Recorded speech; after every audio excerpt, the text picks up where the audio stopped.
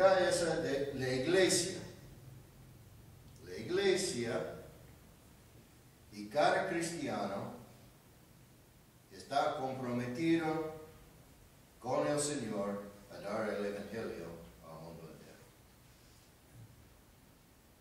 Y muchas veces nosotros olvidamos qué es la iglesia. Nosotros pensamos que la iglesia y el creyente. Mi pregunta, ¿hay iglesias sin creyentes? ¿Qué es la iglesia? Cristo.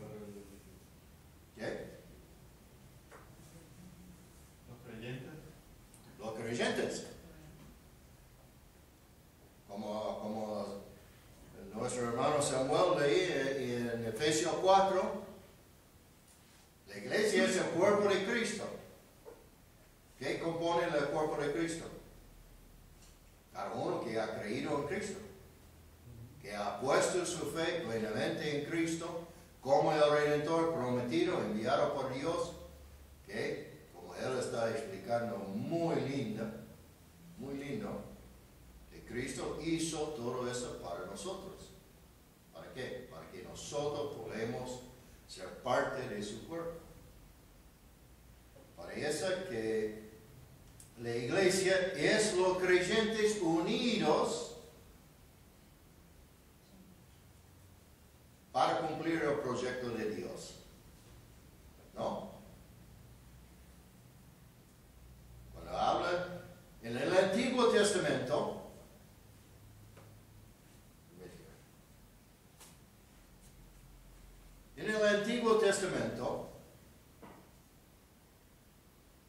¿dónde estaba la presencia de Dios? En el tabernáculo. Yo no soy un artista. Mi hija sí, pero yo no. Bueno, acá es la presencia de Dios, ¿no? Y acá está 3 tribus, acá son 3 más, acá y acá, ¿no? Todos estaban alrededor, cada uno en su lugar, como Dios lo mostró. Y Dios mora en medio de su pueblo, ¿no? Cuando llegamos al Nuevo Testamento, ¿dónde está la presencia de Dios? ¿Dónde mora la presencia de Dios hoy en día? En el creyente. En cada creyente. Estamos en Cristo y su Espíritu mora en nosotros, ¿no? Parece. Y acá es el Espíritu Santo. ¿Entienden? En el Antiguo Testamento, después del tabernáculo que construyen para que era una morada de la presencia de Dios. El templo, ¿no? Y todos los israelitas, 3 veces por año, necesitan ir al templo, ¿no? ¿Están de acuerdo, más o menos?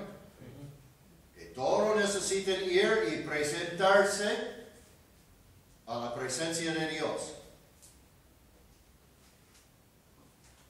¿Qué quería Dios? Porque ahora, ¿quién es el templo de Dios? Los creyentes. ¿Y qué quiere Dios que hace su templo?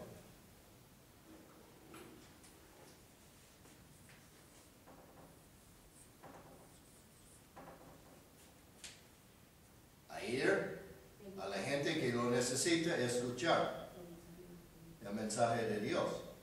Antes ellos necesitan venir al lugar donde Dios, la presencia de Dios estaba. Pero ahora Dios quiere que nosotros, la iglesia, nos lleve a donde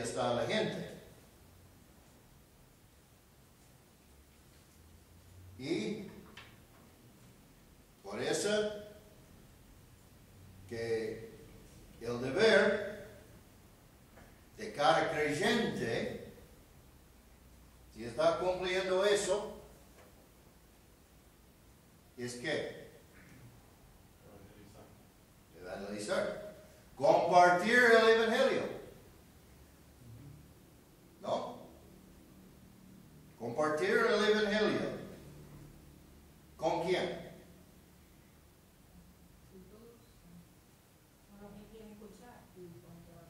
Con todos. Y mayormente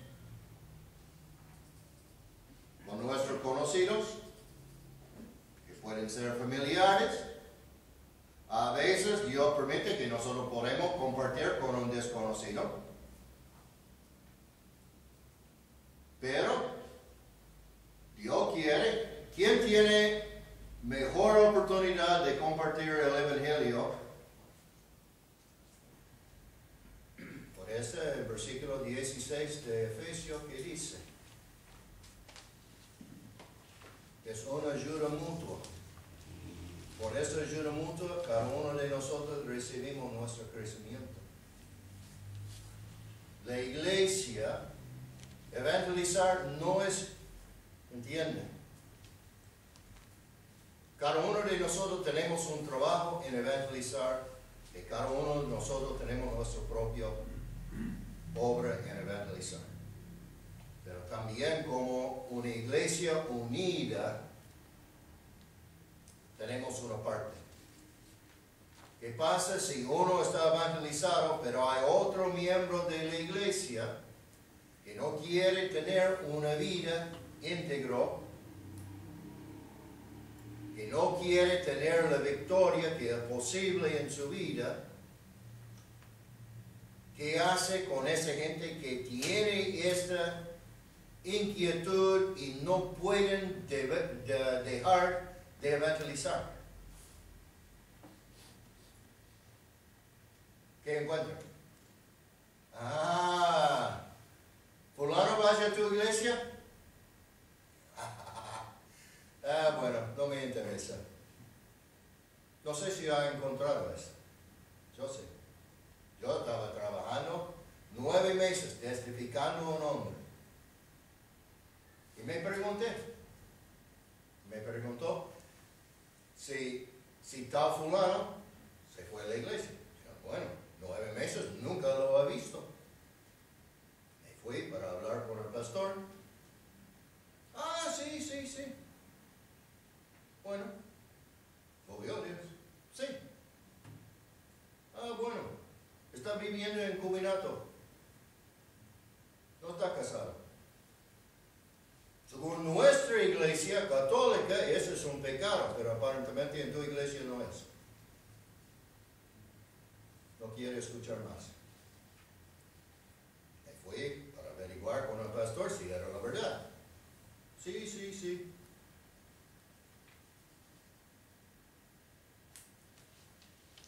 Por eso, nosotros necesitamos esa necesidad. Es un deber que cada uno individualmente tenemos a hacer. Predicar el evangelio. La pregunta es colectivamente. Estamos presentando un testimonio de esta colectividad, de nuestra cada representación del cuerpo de Cristo en cada local donde estamos, que sostiene el evangelio que estamos dando. ¿Entienden?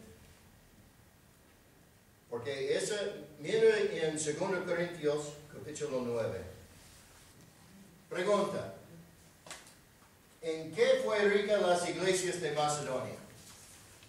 Si mira el versículo, capítulo 8 y versículo 1 y 2, habla del estado de esas iglesias. Asimismo, hermanos, os hacemos saber de la gracia de Dios que os ha dado a las iglesias de Macedonia, que en grande prueba de tribulación, la abundancia de su gozo y su profunda pobreza abundaron en riquezas de su generosidad.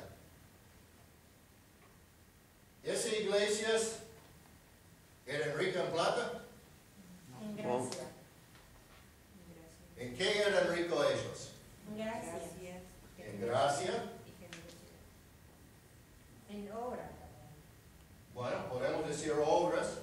abundancia de gozo. ¿Ok? Estas obras eran muestras de gracia, eran abundantes. ¿Qué eran una de estas obras que él marcó? En capítulo 9, versículo 14, ¿en qué fue rica esta iglesia? En buenas obras. ¿Qué dice en el versículo 14?